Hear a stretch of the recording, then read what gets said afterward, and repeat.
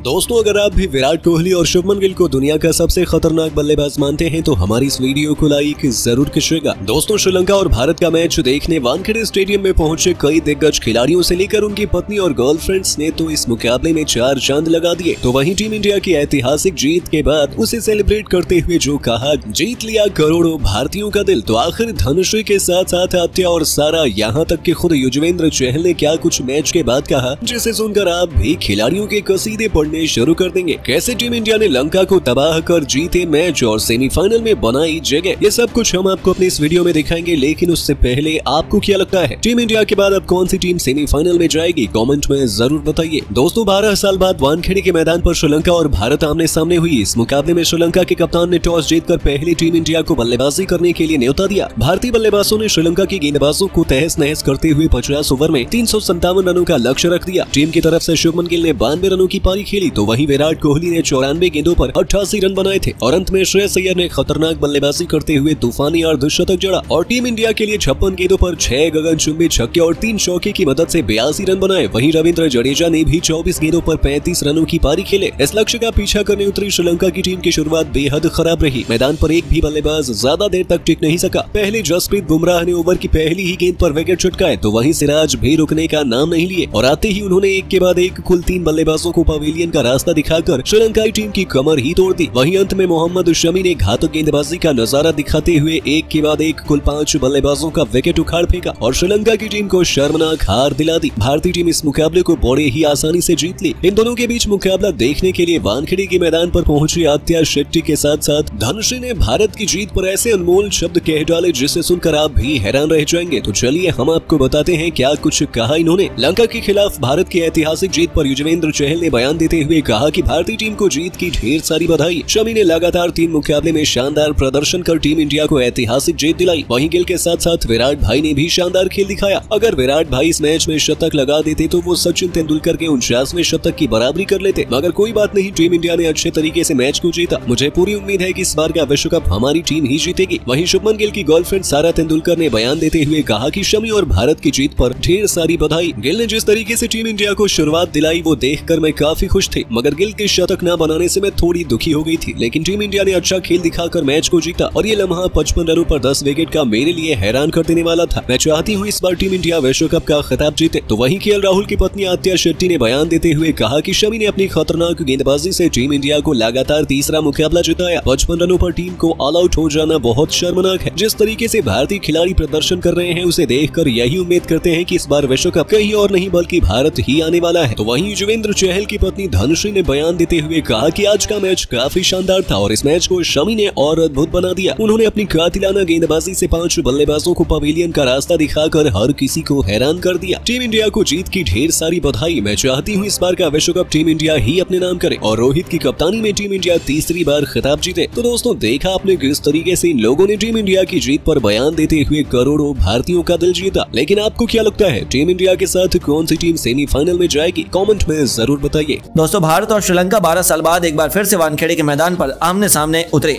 इस मैच में श्रीलंका ने टॉस जीता और पहले भारत को बैटिंग करने का न्योता दिया। कप्तान रोहित शर्मा के साथ शुभमन गिल मैदान पर उतरे और रोहित शर्मा बेहद आक्रामक अंदाज में नजर आ रहे थे।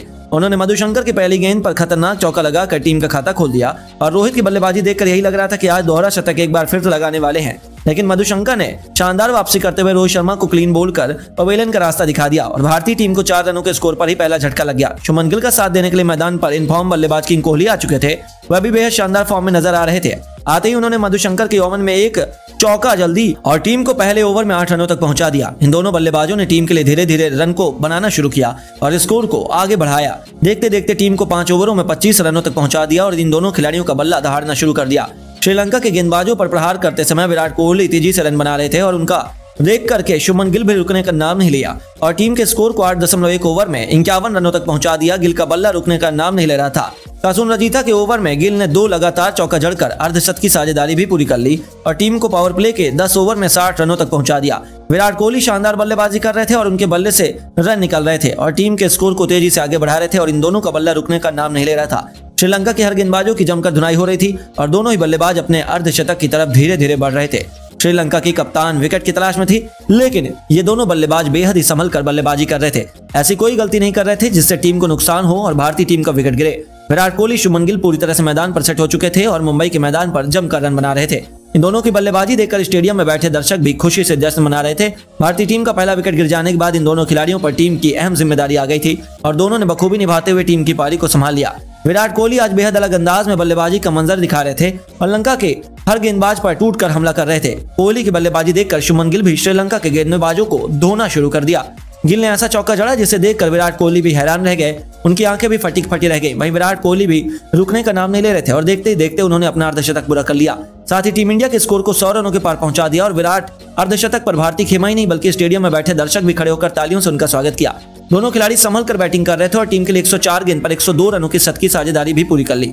गिल चौके और छक्कों की बरसात लगा रहे थे। गूगल का बल्ला रुकने का नाम नहीं लिया और देखते देखते उन्होंने भी अपना अर्धशतक ठोक दिया।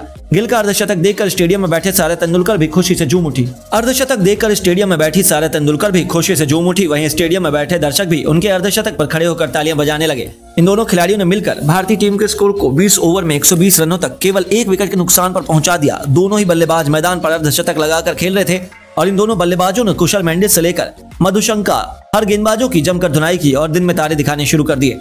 वहीं कप्तान को विकेट के लिए तरसा दिया और दोनों ही बल्लेबाज बेहद आक्रामक अंदाज में बल्लेबाजी कर रहे थे। वहीं विराट कोहली अपने धीरे धीरे 49वें शतक की ओर बढ़ रहे थे। सभी दर्शकों को उनके इस शतक का बेसब्री से इंतजार था। विराट कोहली अगर इस मुकाबले में शतक लगा देते हैं तो वह सचिन तेंदुलकर की बराबरी कर लेंगे।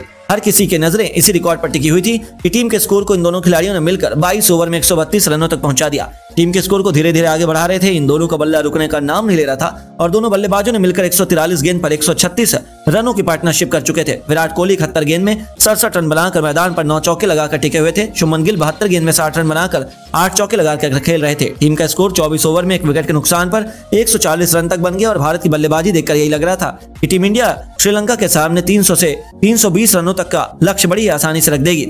दोस्तों, वानखेड़े के मैदान पर 2011 के इतिहास को दोहराते हुए एक बार फिर से टीम इंडिया ने इतिहास लिखा, लेकिन इस बार तो ऐसा करिश्मा कर दिखाया कि पूरी दुनिया में हाहाकार मच गया और टीम इंडिया के नाम का डंका इस वक्त हर तरफ सुनाई दे रहा है। जहां भारतीय टीम ने 302 रनों से लंका को हराकर एक ऐसा करिश्मा कर दिखाया जिसका सपना तो बड़ी बड़ी टीमें भी देखती हैं। पहले बल्लेबाजी करते हुए अपने बल्ले से तांडव मचा डाला। भारत 357 तक पहुंच गया। अब इतने बड़े लक्ष्य का पीछा करना तो लंका के लिए नामुमकिन से भी मुश्किल था।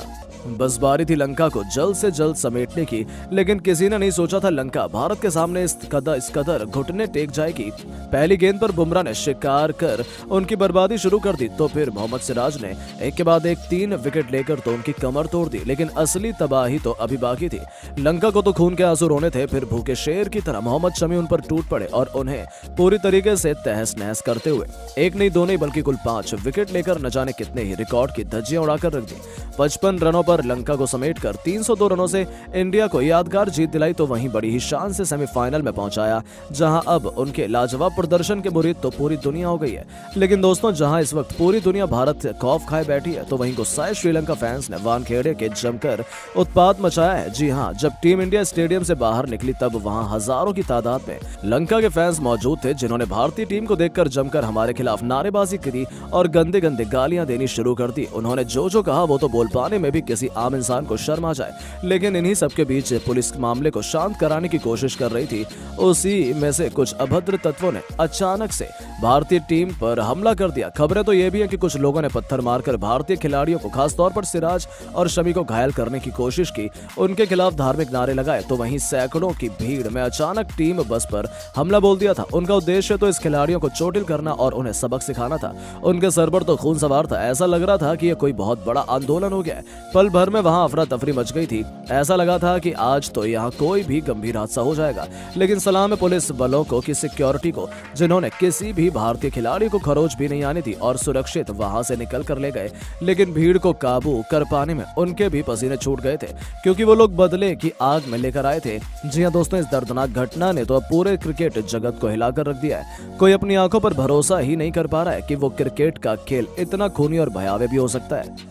लेकिन अब आपको क्या लगता है कि टीम इंडिया क्या इसी तरीके से अब फाइनल भी अपने नाम कर पाएगी? नीचे कमेंट करके जरूर बताएं और ऐसी शानदार खबरों के लिए चैनल को सब्सक्राइब जरूर करें। धन्यवाद।